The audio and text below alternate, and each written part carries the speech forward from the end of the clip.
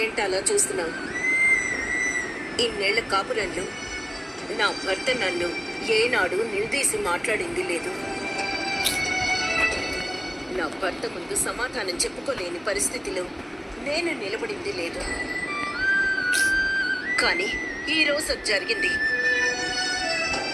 దానికి కారణం నువ్వే.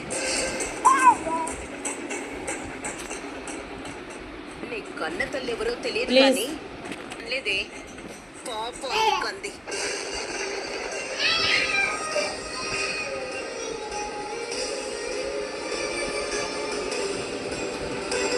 పోవే, ఇక మా కంటికి కనిపించకుండా ఎక్కడికైనా దూరంగా వెళ్ళు.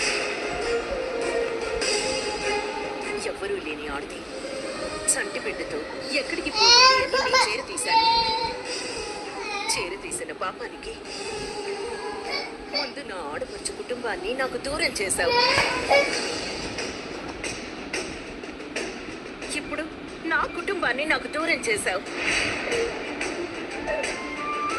నా కుటుంబంలోని నన్ను దోషిగా నిలబెట్టావు.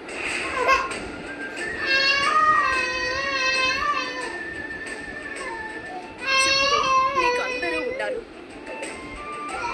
నేనే ఎవరూ లేని అనాథగా మిగిలిపోయాను. సుమిత్ర, నేను గతం గురించి మాట్లాడాను. దీప పెళ్లిలో నువ్వు చేసిన పని గురించే మాట్లాడుతున్నాను. నువ్వు తప్పు చేశావు, దాన్ని నువ్వు ఒప్పుకొని తీరాలి.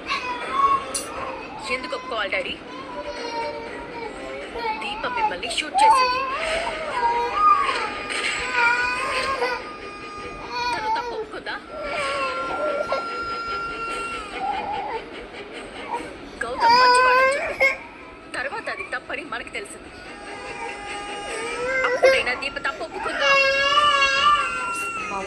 తప్పు చేసిన ఈ దీపని మెడ పట్టుకుని బయటికి ఎంటేయకుండా మళ్ళీ మనం గొడవ పెట్టుకోవడం ఏంటి దశరథ? మనవరాలా, దీన్ని బయటికి ఎంటే.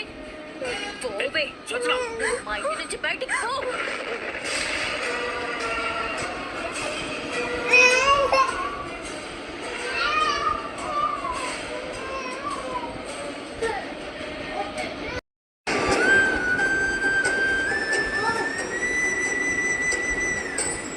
ఏంటలా చూస్తున్నావు? ఇన్నేళ్ల కాపురంలో నా భర్త నన్ను ఏనాడు నిలదీసి మాట్లాడింది లేదు.